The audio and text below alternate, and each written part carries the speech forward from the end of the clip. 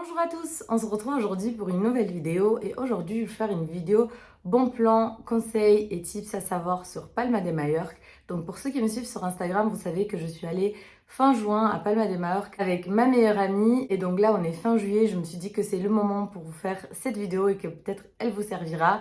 Donc je vais essayer de vous donner un maximum d'informations, des choses que j'aurais aimé moi-même savoir avant de partir. Alors tout d'abord les billets d'avion, on a commencé à regarder au mois d'avril pour partir fin juin. Les billets, ils étaient à environ 40 € sans valise incluse. Donc vous avez juste un petit sac à main ou sac à dos qui était compris. Donc moi, c'est ce que j'ai pris. Sinon, le supplément valise aller-retour, c'était environ 60 €.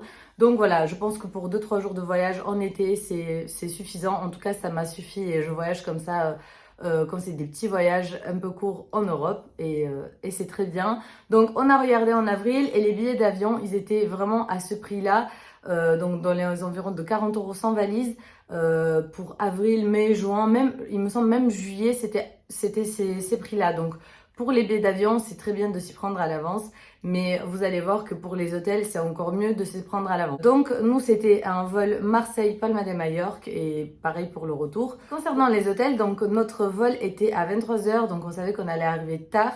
Et le lendemain, on avait loué une voiture, on avait réservé une voiture à l'aéroport. Donc, on savait qu'il ne fallait pas qu'on parte trop loin ou qu'on réserve un hôtel très cher pour la première nuit, sachant qu'on allait juste vraiment dormir. Donc, on a réservé un hôtel proche de l'aéroport. Je regardais sur Booking, je regardais sur Last Minute. Vraiment, je regarde les deux sites parce que les prix peuvent vraiment varier. Donc, il faut savoir qu'en avril, quand je regardais les hôtels, j'ai vu des hôtels vraiment magnifiques, pas hyper cher. Je pense que c'était aux alentours de 600 € pour 2 personnes pour 4 nuits. Et ça, c'était en avril, mais on n'avait pas réservé. On dit qu'on allait le faire plus tard. Donc, on a commencé à regarder vers fin mai. Et fin mai, vraiment, j'avais screen cet hôtel-là que j'avais trouvé trop beau. J'avais envoyé à Gabi. Donc, Gabi, c'est ma meilleure amie avec qui on est parti à Palma de Mallorca. Et donc, j'avais envoyé à Gabi l'hôtel. Je lui avais dit, il est super beau celui-là. Et donc, quand on s'est posé pour regarder les hôtels, je suis retournée sur Booking ou Last Minute, je sais plus exactement. Et là, ça avait doublé ou triplé le prix. Et en fait, comme j'avais screené, mais vraiment pour la même période, comme j'avais screené, en fait, j'avais la preuve comme quoi ça avait doublé, triplé de prix. Donc, on s'est vraiment rendu compte qu'il fallait réserver à l'avance. Donc, je vous conseille, si vous partez en juin, juillet, août, vraiment réservez votre hôtel le plus vite possible. Mais c'est déjà trop tard, ça va être déjà très cher. Donc, on a eu un petit peu de chance parce que j'ai réussi à trouver des hôtels pas trop chers et en plus de ça qui étaient plutôt pas mal, mais vraiment je vous conseille de regarder à l'avance. Il y avait une collègue de travail qui était partie à Palma de Mallorca, elle m'avait dit c'est méga cher les hôtels et moi j'avais dit mais non je trouve pas, enfin moi j'avais trouvé des hôtels pas trop chers et en fait quand j'ai regardé fin mai, là je me suis dit ah oui en fait elle avait raison, si on s'y prend pas grave à l'avance, en fait c'est super cher. Pour la première nuit, comme on est arrivé super tard, le lendemain on avait une réservation de voiture qu'on devait récupérer à l'aéroport.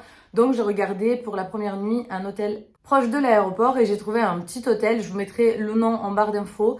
Les hôtels et tout ce que je vous mentionne, je vous mettrai tout en barre d'infos. J'ai trouvé un petit hôtel, c'était 109 € pour la nuit pour 2 personnes. Et on a pris un taxi de l'aéroport à l'hôtel, c'était vraiment environ 8 minutes et on a payé 13 € le taxi. Le lendemain matin, pareil, on a repris un taxi, c'était à peu près le même prix. Et on est parti chercher la voiture à l'aéroport. Et là, on a réservé avec, je ne me souviens plus le nom, mais j'ai réservé également sur Booking. Donc, comme la première nuit d'hôtel, c'était sur Booking. Et là, on me proposait en fait une réduction pour réserver la voiture. Donc, je l'ai pris. Et c'était 109 € aussi pour 4 jours. En fait, on l'a pris samedi matin et on l'a rendu mardi soir, la voiture. Donc voilà, et c'était 109 €. Je trouve que c'était pas du tout cher. Et ensuite, je vais vous expliquer comment ça se passe pour la voiture. Donc, pour continuer avec les hôtels, donc on a réservé un second hôtel proche de la plage où il est à Louport sur Palma de Mallorca. Et là, on a payé 440 € pour 3 nuits pour 2 personnes. Et vraiment, c'était l'un des moins chers, mais aussi, qualité-prix, c'était vraiment le meilleur. L'hôtel, il était incroyablement beau. Vraiment, il n'était pas du tout instagrammable. Dès qu'on le prenait en photo, il ressortait pas, mais vraiment, dedans, il était trop beau. Piscine sur le toit, vue sur mer. Enfin bref, c'était vraiment super beau. Donc voilà, c'était vraiment le moins cher, mais le plus quali qu'on aurait pu trouver. Puis la localisation n'était pas du tout dérangeante puisqu'on avait une voiture pour se déplacer. Donc voilà pour les hôtels. Donc je pense qu'on a eu vraiment beaucoup de chance de trouver ça. Et celui-ci, je l'ai réservé sur Last Minute et sur Booking, il était 100 € plus cher pour la même période. Donc vraiment, je vous conseille de regarder Last Minute ou Booking, enfin vraiment de comparer les prix. Moi, je sais que j'aime bien réserver avec Last Minute, c'est pas la première fois. J'ai déjà réservé et il y a des bonnes offres dessus. Pour la voiture, donc comme je vous disais, on a payé 109 € pour 4 jours. Donc dès qu'on arrive sur place, vous avez même une navette qui peut vous ramener de l'aéroport directement à l'emplacement où vous récupérez la voiture parce que c'est pas dans l'aéroport, c'est à côté de l'aéroport. Il y a une adresse précise et en fait ils mettent des navettes en place. Si vous pouvez la prendre, si vous arrivez dans la journée, vous pouvez récupérer votre voiture dans la journée. Ben, il y a une navette pour aller directement sur place. Et nous, au retour, quand on a déposé la voiture, ben, on l'a prise comme ça, on peut aller à l'aéroport. J'ai trouvé vraiment pas du tout cher pour le prix. Arrivé sur place, vous avez soit une caution, enfin, il faut donner soit une caution de 700 € qu'on vous rend à la fin si vous avez rien fait. Soit vous payez une assurance, il me semble que c'était 130 ou 160 €, mais vous payez l'assurance, ils vous prennent pas de caution, mais par contre, enfin, là, vous avez payé cette assurance, on vous la rend pas, ils gardent cet argent. Donc nous, on a préféré donner la caution, donc 700 €. Et ce qu'on a payé en plus, c'était 32 € pour avoir un deuxième conducteur, comme ça on pouvait conduire toutes les deux. Voilà, on faisait une fois l'une, une fois l'autre, c'était très bien comme ça. Faut savoir que quand on nous a rendu les clés de la voiture, on nous a juste fait signer, etc. Ils ont pris le permis de conduire, la pièce d'identité, etc. Mais ils sont pas venus avec nous pour regarder la voiture, regarder les rayures. Et juste au dernier moment, j'ai dit, enfin, est-ce que quelqu'un vient voir avec nous la voiture?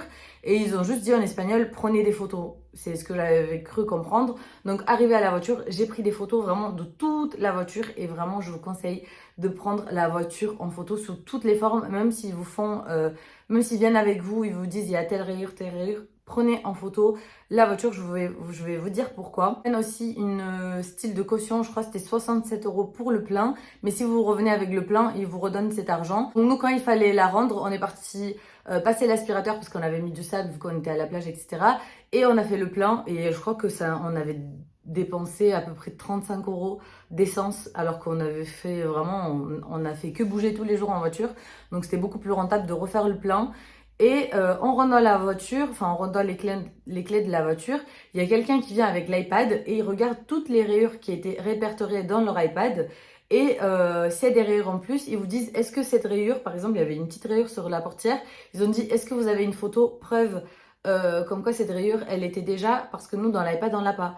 Et heureusement que j'ai pris les photos parce qu'il y avait plein de rayures qu'ils n'avaient pas dans l'iPad. Et en fait, elle faisait comme demander est-ce que vous avez celle-là, mais vraiment des choses, mais toutes petites, vraiment tout petit. Et il disait est-ce que ça c'est été? Et vraiment, en plus, j'avais pris ça, j'avais pris les photos, il y avait grand soleil, etc. Au final, ben, tout était sur les photos et tellement il y avait des rayures en plus qu'ils n'avaient pas sur leur iPad qu'elle a vérifié si j'avais pas modifié la photo. Elle a regardé la date et l'heure à quel moment j'avais prise. Et en fait, bah non, on n'avait pas du tout touché la voiture. C'est juste que bah, c'est eux qui avaient pas tout dans leur iPad.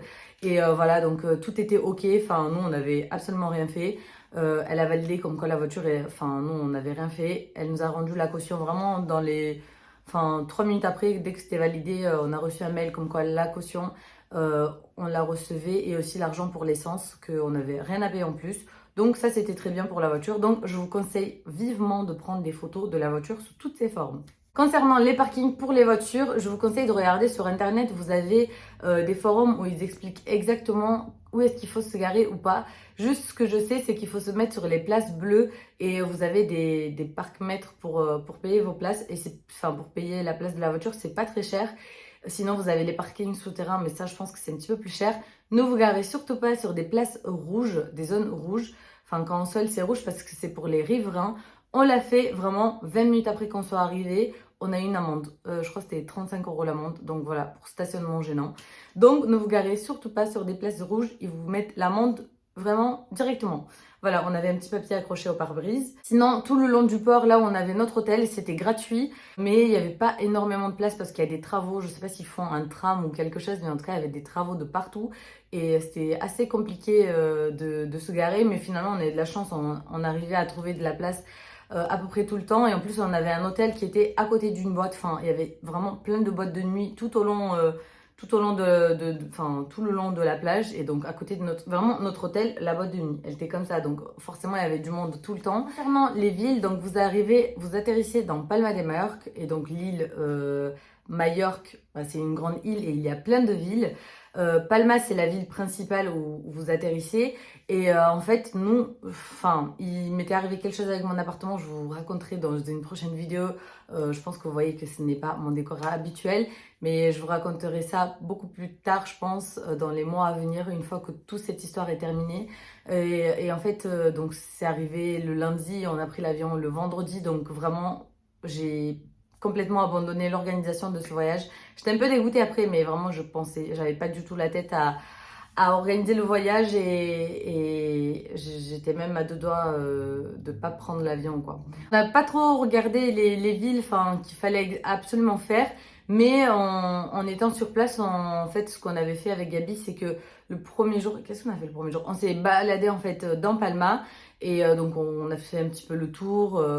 Et après, les autres jours, on s'est dit qu'on allait faire une journée plage et après, on allait visiter les autres petites villes aux alentours. Palma, c'est bien, mais il n'y a pas énormément de choses à faire. Enfin, il faut visiter les cathédrales, les monuments, etc. qu'il y a à faire. Mais je pense qu'en une journée, c'est très bien dans Palma. Et ensuite, il faut bouger dans les autres petites villes. On est parti le deuxième jour côté est de l'île vers une plage qui s'appelle Estranque.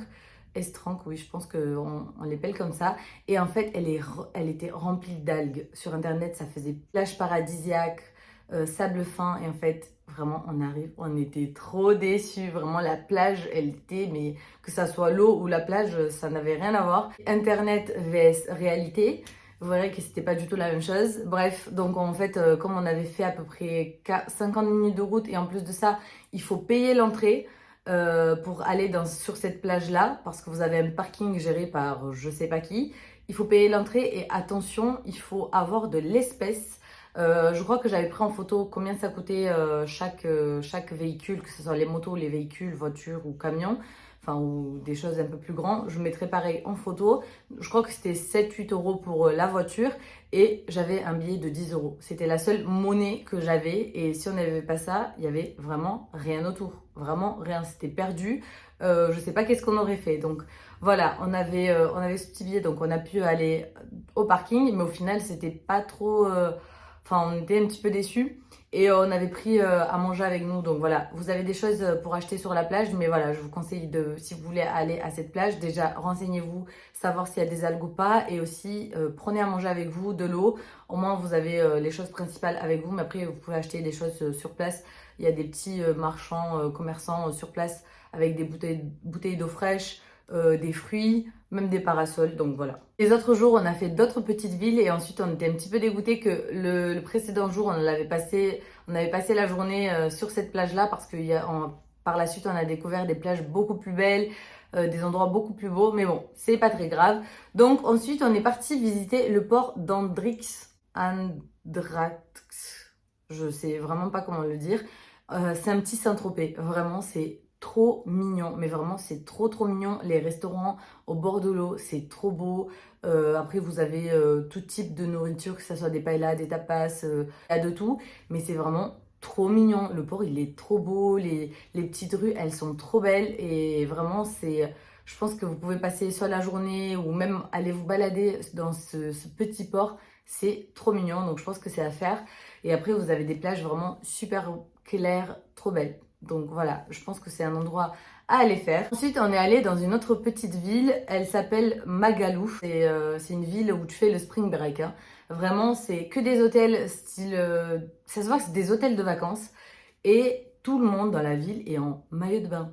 Mais vraiment, on est parti dans le petit centre là, vers la plage. Tout le monde se balade dans la ville en maillot de bain. Tu vois, Starbucks en maillot de bain, les filles, les mecs, vraiment, tout le monde est en maillot de bain. Tellement on s'est dit, mais qu'est-ce qu'on fait là? Parce qu'on voulait pas forcément aller se baigner ce jour-là, parce qu'on avait attrapé des coups de soleil la veille. Et on voulait juste se balader. Tout le monde était en maillot de bain, allait acheter sa nourriture en maillot de bain, faisait ses magasins en maillot de bain. Donc voilà, pour ceux qui ont envie de faire la fête, retenez bien cette ville, attendez, Magaluf. Voilà, c'est vraiment juste pour faire la fête. Et dès que vous arrivez, vous avez un Nikki Beach à l'entrée de la ville. Enfin, vraiment, c'est pas très grand, c'est vraiment des petites villes. Mais c'est mignon et tout ça, ça se voit que c'est hyper ambiancé. Donc, si vous voulez vous amuser et faire la fête, je pense que c'est la ville parfaite. Ensuite, une autre ville qu'il faut faire, on en a beaucoup parlé, mais on n'est pas allé, c'est du côté ouest de l'île. C'est la ville de Solaire. Apparemment, c'est vraiment très très mignon, c'est à faire aussi. Et en fait, c'est vraiment tout le côté ouest de la ville qui est beaucoup plus bon vanté, où il y a des choses à faire plutôt que l'est de l'île. Voilà. Donc, nous, la plage Estranque, c'était à l'ouest. Attendez, c'était à l'est et tout le reste, c'était à l'ouest de l'île. Quand vous regardez l'île en face comme ça, là, sur la carte, c'est comme ça. Donc voilà, pour se déplacer, je ne sais pas s'il y a d'autres moyens autres que les taxis. Je pense qu'il y a des bus, des cars, des choses comme ça. Mais sincèrement, il y a tout le monde qui m'a dit qu'il faut prendre une voiture pour être tranquille. Donc c'est ce qu'on a fait, mais il me semble qu'il y a aussi des cars qui vous amènent d'une ville à une autre. Et on a même vu un car qui déposait les gens devant une boîte de nuit. Donc sûrement qu'il y a un point de rendez-vous pour amener les gens aux boîtes de nuit. Alors, si vous voulez manger une paella à Palma, je vous conseille un restaurant. Vraiment, la paella, elle était méga bonne. C'est le restaurant Arrozeria Sacranca. Je vous mettrai tout en barre d'infos dans tous les cas. Et vraiment, c'est un restaurant un petit peu haut de gamme. Enfin, c'est un peu... les gens, ils sont bien habillés. Vous avez une nappe sur la table, etc. Et en fait, il était juste à côté de notre hôtel. Et il faut savoir que vous pouvez prendre une paella minimum pour 2 personnes. Mais comme moi, je suis végétarienne et que Gabi voulait prendre, je sais plus ce qu'elle avait pris, je crois qu'elle avait pris aux fruits de mer, bah on voulait pas la même chose, sauf que c'était minimum pour 2 personnes. Et bah on leur a dit ok pour 2 personnes. Donc la paella, elle est arrivée énorme, vraiment. Bah, Gabi, elle en avait une pour 2 personnes et moi une pour 2 personnes. Et en fait, on leur a dit de nous mettre bah, un doggy bag pour le lendemain. Et en fait, c'est ce qu'on avait pris avec nous pour la plage, quand on a passé la journée à la plage. Et c'était parfait parce que la paella, elle était délicieuse. Mais vraiment, elle était trop bonne. Je voulais manger de la paella tous les jours tellement qu'elle était bonne. Et on l'a refait, il me semble, le lundi. On voulait retourner le lundi parce que ça, c'était le samedi. Et en fait, c'était fermé. On était trop dégoûtés parce que vraiment, elle était super bonne. Et du coup, on est allé dans un autre petit restaurant qui s'appelle Calixto. Apparemment, enfin, il y a tout le monde qui disait que que c'était une super bonne paella. Donc, on y est allé. C'est plus quelque chose comment dire, de plus traditionnel. C'était bon, mais voilà, c'était pas excellent quoi. J'ai pas trop aimé non plus. Comparé à l'autre, rien à redire. Je pouvais en manger 10 fois. Si vous voulez tester un brunch à Palma, il y a une chaîne de brunch qui s'appelle Brunch It, qui est un petit peu dans toutes les villes de l'Espagne. C'est une chaîne de brunch, mais c'est super bon. On a été et vraiment c'était super bon. Si vous voulez un petit brunch, vous pouvez aussi tester ce brunch-là. Et après, concernant les boutiques, ben, on y a été pendant la période des soldes et vraiment, ils rigolent pas avec les soldes. Eux, ils font des vrais soldes. On était à H&M, Zara, etc. Et il y avait des produits à 2-3 euros, enfin, des choses qu'on voit pas en France. Et il y avait vraiment des belles pièces en fait. En France, je crois qu'ils venaient de les sortir, que là-bas c'était déjà en promo en solde. Si vous avez envie de faire les soldes, je pense que vous pouvez trouver des bonnes petites pièces. Et voilà, j'ai essayé d'être assez concise et vous donner un maximum d'informations. N'hésitez pas si vous avez d'autres questions de m'envoyer ça dans les commentaires ou m'envoyer un message sur Instagram. On se retrouve très vite pour une prochaine vidéo. Bye bye!